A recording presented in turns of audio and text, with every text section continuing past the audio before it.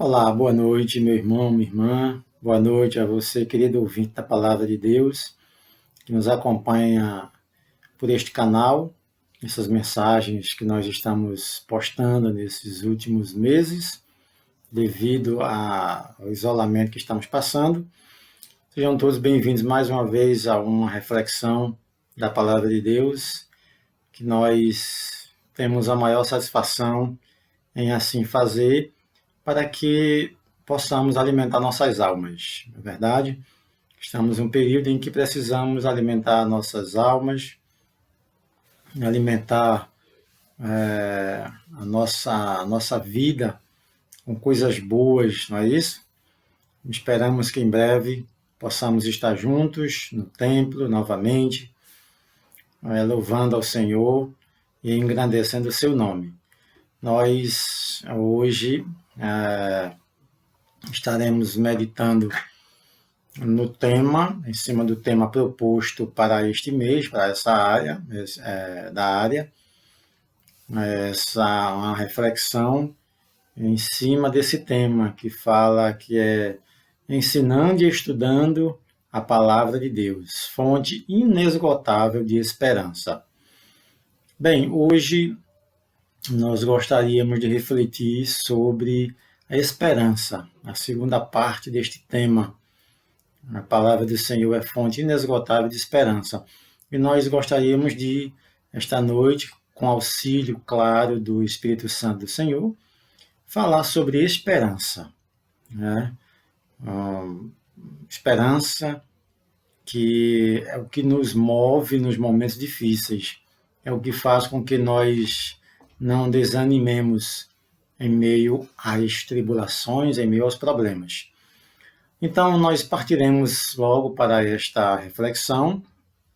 Esta noite faremos a reflexão em cima de dois textos muito conhecidos da Palavra do Senhor, uma que está no Antigo Testamento e a outra se encontra no Novo. No Antigo Testamento nós falaremos, refletiremos sobre o texto que está em Lamentações. Lamentações, no capítulo 3 e no versículos de 19 a 26. E no segundo texto nós usaremos Romanos, capítulo 8 e versículos de 18 a 26. Então partiremos para esta leitura. Livro de Lamentações. Lamentações fica bem próximo do livro de Jeremias, é colado ao livro de Jeremias, logo após o livro de Jeremias, muito fácil de encontrar. Você pode dar uma pausa aí, já que nós estamos gravando, né? Já que a pregação é gravada. Procura aí Lamentações, logo depois de Jeremias, capítulo 3, versículos de 19 a 26, que diz assim, no versículo 19, Lembro-me da minha aflição e do meu delírio, da minha amargura e do meu pesar. Lembro-me bem disso tudo, e a minha alma desfalece dentro de mim. Todavia, lembro-me também do que pode me dar esperança. Graças ao grande amor do Senhor é que não somos consumidos, pois as suas misericórdias são inesgotáveis, renovam-se cada manhã. Grande é a sua fidelidade. Digo a mim mesmo, a minha porção é o Senhor, portanto, nele porei a minha esperança. O Senhor é bom para com aqueles cuja esperança está nele, para com aqueles que o buscam. É bom esperar tranquilo pela salvação do Senhor. Até aí. Livro de Lamentações. Vamos agora para o livro de Romanos. Vamos agora para Romanos, no capítulo 8, e os versículos de 18 a 25. Diz assim, Romanos, capítulo 8, versículos de 18 a 25, começando no versículo 18. Considero que os nossos sofrimentos atuais não podem ser comparados com a glória que em nós será revelada. A natureza criada aguarda com grande expectativa que os filhos de Deus sejam revelados, pois ela foi submetida à inutilidade, não pela sua própria escolha, mas por causa da vontade daquele que a sujeitou, na esperança de que a própria natureza criada será libertada da escravidão, da decadência em que se encontra, recebendo a gloriosa liberdade dos filhos de Deus. Sabemos que toda a natureza criada geme até agora, como em dores de parto. E não só isso, mas nós mesmos que temos os primeiros frutos do Espírito, gememos interiormente, esperando ansiosamente nossa adoção como filhos, a redenção do nosso corpo, pois nessa esperança fomos salvos. Mas esperança que se vê não é esperança. Quem espera por aquilo que está vendo? Mas se esperamos o que ainda não vemos, aguardamo-lo pacientemente. Oremos. Senhor, nosso Deus, muito obrigado por mais uma oportunidade que o Senhor tem nos dado de falar da Tua Palavra, de meditarmos e de explanarmos. Pedimos que o Teu Santo Espírito nos ajude, como sempre tem nos ajudado, a fazermos aquilo que Tu queres, a explanarmos Tua Palavra, aprendermos e vivermos conforme a Tua vontade. Em nome de Jesus Cristo, que vive e reina para todo sempre. Amém. Muito bem, queridos. Nós vimos aí dois textos clássicos. Textos que nos fazem refletir e muito a respeito desse tema chamado esperança, que é o que está proposto no tema deste mês aqui da nossa igreja, que nós estamos trabalhando. Vimos a primeira parte, nas primeiras pregações, a respeito do ensino e do aprendizado da palavra do Senhor. E a segunda parte fala de esperança. Então eu quero me deter neste tema da esperança a respeito do que Jeremias, já que Lamentações é atribuído a Jeremias, e praticamente os estudiosos em sua maioria concordam com isso, que foi Jeremias quem escreveu esse livro chamado Lamentações, e o livro de Romanos, que é atribuído a Paulo, e aí não tem dúvidas praticamente de nenhum estudioso de que esse livro de Romanos foi escrito pelo apóstolo Paulo. Então vamos ver aqui nas nossas anotações o que cada um dos autores, o que cada um dos livros quis dizer quando falava de esperança. Na primeira passagem que nós lemos, nas Lamentações de Jeremias, nós vemos aqui uma pessoa amargurada, como ele disse mesmo, aflito, estava em delírio, em amargura e em pesar. Ora, não é para menos que Jeremias, o autor de Lamentações, estivesse com todos esses sintomas aqui, todos esses sentimentos. Porque tudo isso foi em decorrência do que aconteceu com o seu povo. Nós estamos aqui falando provavelmente do ano 586, quando aconteceu um grande evento no povo de Israel, que foi a invasão dos babilônios da cidade de Jerusalém. Os babilônios vieram, invadiram Jerusalém, derrubaram os muros da cidade, invadiram a cidade, queimaram o templo, praticamente o templo foi destruído, o templo do Senhor, e o povo de Israel, em sua grande maioria, foi levado cativo para a Babilônia. A aflição tomou conta daquela cidade. Jeremias foi um dos que viu essa aflição, como ele diz aqui no começo das Lamentações. Eu fui aquele que viu a vara do Senhor vindo e tomando conta da cidade, como ele dissesse, como se o Senhor estivesse usando os babilônios, e realmente isso aconteceu, para nos castigar pelo pecado do povo, pela desobediência. O povo de Israel estava já há muito tempo sendo avisado pelo Senhor das suas práticas pecaminosas, da sua idolatria, das práticas repugnantes que eles estavam cometendo na terra de Canaã, imitando os povos que ali viviam e que um dia foram expulsos pelo Senhor, usando o próprio povo de Israel, os cananeus, que queimavam seus filhos no fogo em adoração aos seus deuses. E alguns reis de Israel fizeram isso, os reis de Judá.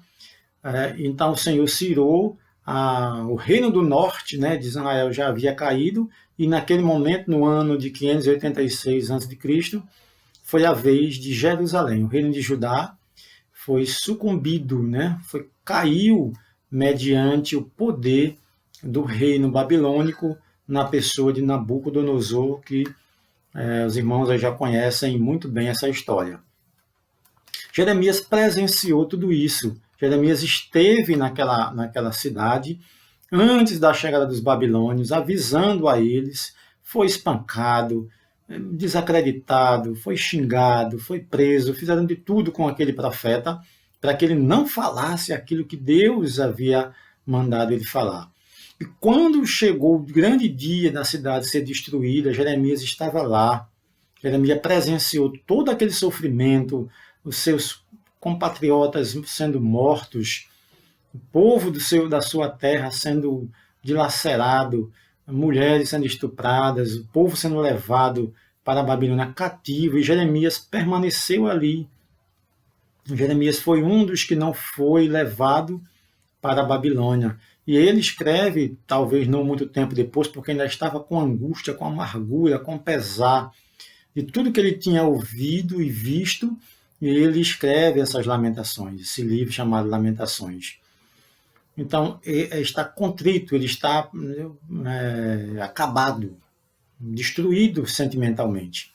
As palavras dele são muito duras quando ele fala no começo aqui da nossa leitura, no versículo 18. Não é? Fala na aflição, no delírio, na amargura e no pesar. Tá? E, no entanto, Jeremias põe a sua esperança no Senhor, como ele diz no versículo 24, né? Bom esperar no Senhor, minha esperança está no Senhor, quero trazer à memória aquilo que me dá esperança. Aí nos vem uma pergunta, que esperança que Jeremias estava falando? Qual era a esperança de Jeremias naquele tempo? Eu devo lembrar aos ouvintes, aos irmãos, que a esperança no Antigo Testamento era uma esperança terrena, era uma esperança momentânea, estava ligado ao hoje, ao agora. A esperança no Antigo Testamento estava ligada nas coisas que se veem. Por quê? Porque ainda não havia sido revelado ao povo de Israel a vida eterna, o porvir, aquilo que o nosso Senhor Jesus falou. Então, tudo que os antigos tinham, os profetas, todas aquelas pessoas que viveram naquele tempo, era uma esperança terrena. A esperança de Jeremias era que o Senhor viesse e interviesse a favor do seu povo. Que o Senhor libertasse aquele povo, que trouxesse de volta a Jerusalém. Que aquele povo que saiu chorando voltasse novamente, que a cidade fosse reconstruída, que os muros da cidade fossem reconstruídos, que o templo fosse reconstruído, o culto, a adoração ao Senhor fosse reconstruído. Então, tudo que se tinha de esperança no Antigo Testamento, naqueles povos, especialmente também em Israel, era uma esperança no agora, era uma esperança no hoje, enquanto durasse a vida. Os irmãos já devem ter lido o livro de Provérbios, e especialmente Eclesiastes, e pode comprovar isso.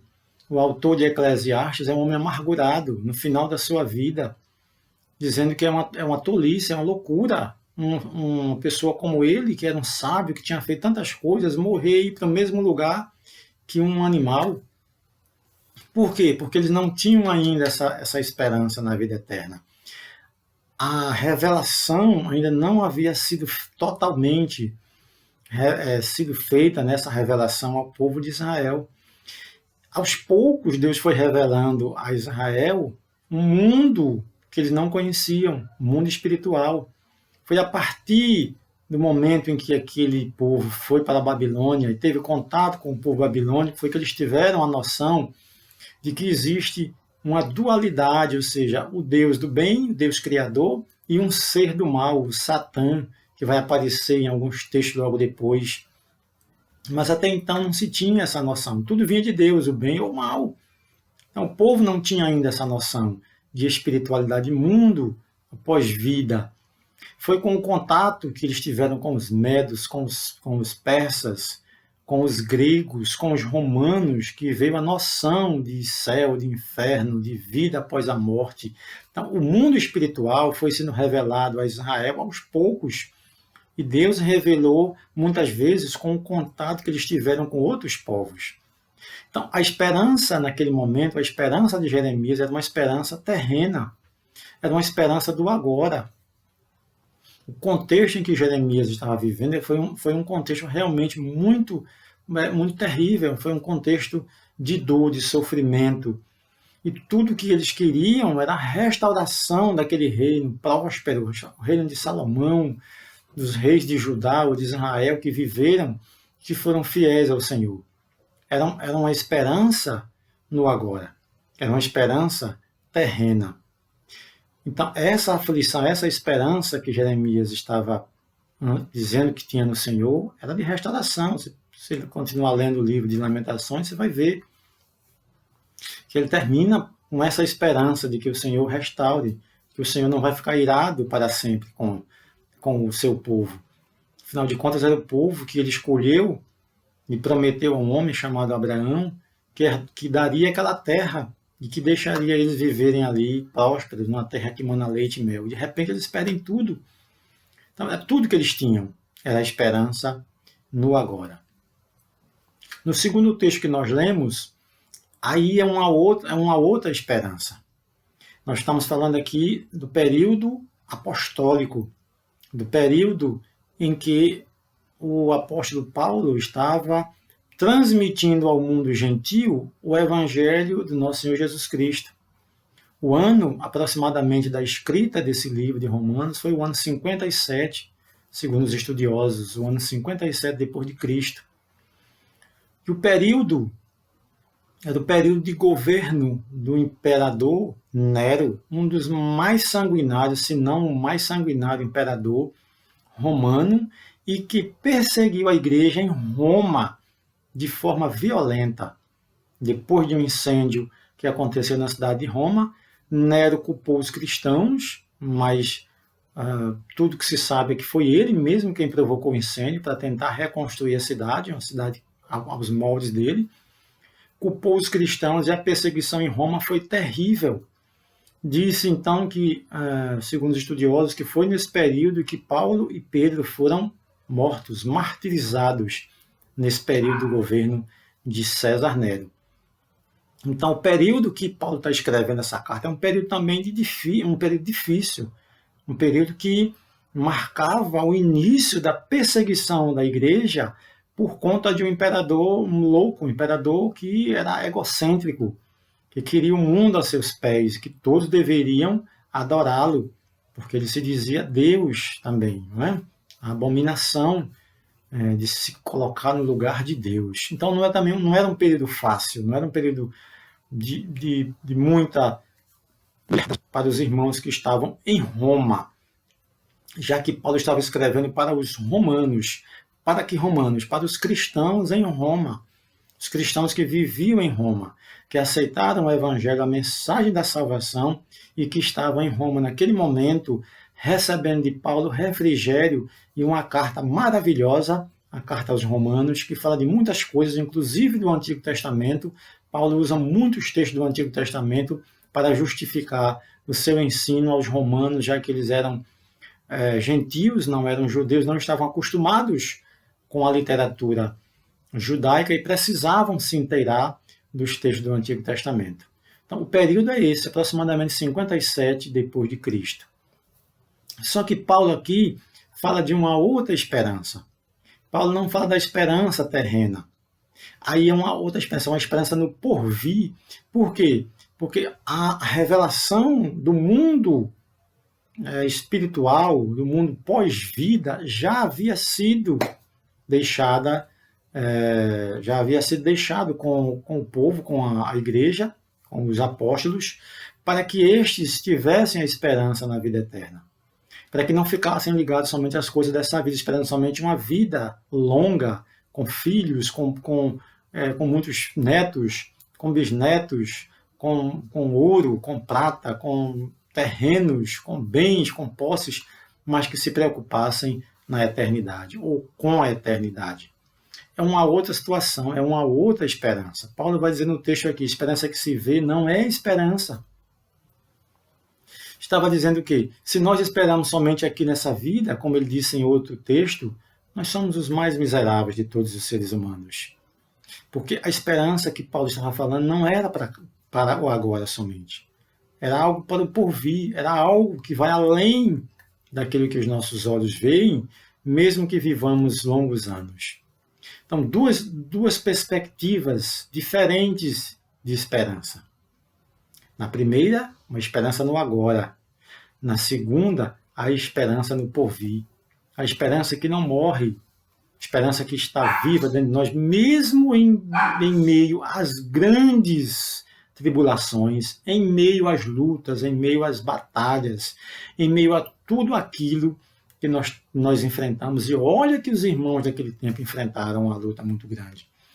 Disse que no período de Nero, quando ele perseguiu a igreja, os muros, o palácio de Nero foi iluminado pelos corpos de nossos irmãos que queimaram nas estacas, amarrados com gravetos aos seus pés e todos sujos de betume ou de piche, algo inflamável para que seus corpos queimassem.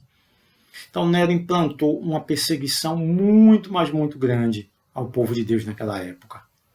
E por isso que Paulo estava falando para os romanos. Não é essa a esperança que nós temos agora. A esperança não pode ser somente no que está agora. Ela vai além da vida, vai além daquilo que nós vemos, vai além daquilo que nós sentimos, vai além daquilo que nós estamos palpando e que nós podemos alcançar nessa vida. É um período difícil também, mas Paulo traz uma outra perspectiva de esperança. A esperança de Paulo está na ressurreição de Cristo. Porque ele diz, se ele ressuscitou, nós também ressuscitaremos. Essa é a esperança de Paulo, a esperança na ressurreição, porque se tudo depender do agora, do aqui, não vale a pena viver. Porque as coisas desse mundo são passageiras e em muitos momentos são terríveis. Como o que aqueles irmãos estavam passando ou prestes a passar. Que o período de Nero se estendeu de 54 a 68 depois de Cristo. E o ano 57 estava no seu período de governo. Então, é uma esperança diferente da esperança de Jeremias. Não desprezando Jeremias, porque ele disse que a esperança dele estava no Senhor, que a sua esperança estava no Senhor. Era bom esperar no Senhor com paciência, esperar pelo Senhor, pela sua redenção. E Paulo está dizendo também dessa esperança que está nos céus, está no porvir. Então, diante dessas duas perspectivas de esperança, eu faço aqui algumas perguntas para nós concluirmos a nossa reflexão. Não vou fazer aqui um estudo teológico das passagens, esses estudos são feitos nas quartas-feiras, com o pastor Davi, mas quero deixar aqui uma reflexão antes de nós encerrarmos essa noite, a nossa pregação. Perguntas. Onde está a nossa esperança? Onde está a nossa esperança? Ela está em um mundo melhor, pós-pandemia? Será que nós estamos esperando isso? Um mundo melhor, pós-pandemia? Depois disso o mundo vai ser melhor? As pessoas vão voltar mais amáveis? Vão buscar o Senhor em prantos? Será que é essa a nossa esperança? Será que é isso que diz a santa palavra do Senhor? Será que estamos esperando um mundo mais tranquilo, com pouca violência, mais justo pós-pandemia? Será que é isso? Será que a nossa esperança está aí? Será que a nossa esperança está na cura do Covid? Depois que descobrir a cura para o Covid, acabou todo o nosso problema? Ou acabaram-se os nossos problemas? Não vamos ter mais doença, ninguém vai mais morrer? Descobriu a cura para o Covid, está ok? O mundo melhor, todo mundo feliz, vivendo para sempre? Será que é isso? Será que é aí que está a nossa esperança? Será que a nossa esperança está na cura, na recuperação da economia? Porque alguns países estão à bancarrota. O nosso país também não está muito bem. Será que a nossa esperança está na recuperação da economia? A economia vai recuperar, nós vamos prosperar, vamos ser prósperos, vamos crescer financeiramente. Será que é isso? É nisso que está a nossa esperança? Nas coisas que nós vemos? Será que é nisso? Ou está naquilo que Paulo destaca nos versículos 24 e 25, quando diz: pois nessa esperança fomos salvos, mas esperança que se vê não é esperança. Quem espera por aquilo que está vendo? Mas se esperamos o que ainda não vemos, aguardamo-lo pacientemente. Será que é nisso que está a nossa esperança? Se for nisso aqui, se estiver firmado nessa esperança daquilo que nós não vemos, que está depois do pós-vida, depois desta vida, aí nós vamos estar seguros nas mãos do Senhor. Aí não temeremos mal algum, nem seta que voe de dia, nem mortandade que assole ao meio-dia. Aí nós estaremos seguros nas mãos do Senhor. Seguros como Jeremias, que diz que ele ia aguardar pacientemente pelo Senhor. E esperar também como Paulo falou, mas só que é uma esperança que não estava na recuperação do mundo em que ele vivia. Paulo exortava as pessoas que orassem pelas autoridades para que tivéssemos dias de paz. Mas Paulo, em momento algum, incita ou leva-nos a crer que a nossa esperança estivesse nos governos mundiais. Eles passam, eles falham, porque são feitos por pessoas. São governantes humanos e vão errar e errar e errar. Até que o reino eterno nos seja revelado, ou melhor, que nos seja dado no porvir. Essa deve ser a nossa esperança. Então vivemos na esperança do porvir, porque o transitório está passando. O transitório é este mundo. Este mundo está passando. E é bom que ele passe. É bom que ele passe logo. Que o Senhor abrevie esses dias para que nós possamos finalmente gozar do mundo que o Senhor nos tem preparado. É bom que seja assim. Não depositemos nossa confiança e nossa esperança no agora. As coisas podem melhorar, mas nós não podemos garantir. E também não podemos viver nessa esperança de que tudo aqui vai ser melhor. Porque esse mundo, como o Senhor Jesus diz, jaz no maligno. A injustiça é uma marca desse mundo. É uma marca desse mundo. A injustiça. Quantas injustiças não estão sendo cometidas neste mundo, nestes dados momentos, ou neste dado momento. E que ainda serão cometidas. Esperamos, então, em coisas melhores. Esperemos em coisas melhores. Esperemos pelo porvir, aquilo que virá. Como Paulo disse lá em 1 Coríntios 15, 19, que eu acabei de citar agora há pouco. Se esperarmos em Cristo somente nessa vida, somos os mais dignos de pena, de lástima de todos os seres humanos. Porque vamos esperar somente nesta vida. Esta vida passa, é transitória. E passa rápido. Quero concluir essa reflexão deixando aqui os versos de uma música que há muito tempo a gente não escuta nas rádios, não se escuta essa canção. Que diz assim: sei que essa palavra é verdadeira, por isso espera a vida inteira. Não vos conformeis com esta era, por isso espera, em Deus espera. Essa música foi cantada durante muitos anos atrás, mas ela permanece viva, porque é isso que nós temos que fazer. Esperar a vida inteira, mesmo que dure 80, 90, 100 anos, mas esperemos nessa vida que não é igual a essa, muito melhor. Os textos bíblicos não nos deixam dúvida de que o mundo que o Senhor tem preparado para nós é muito superior a qualquer vida abundante neste mundo. Mesmo que a vida abundante nesse mundo não seja plena. Ninguém vive feliz a vida toda. Esta deve ser a nossa esperança, porque a palavra do Senhor é fonte inesgotável desta bendita esperança.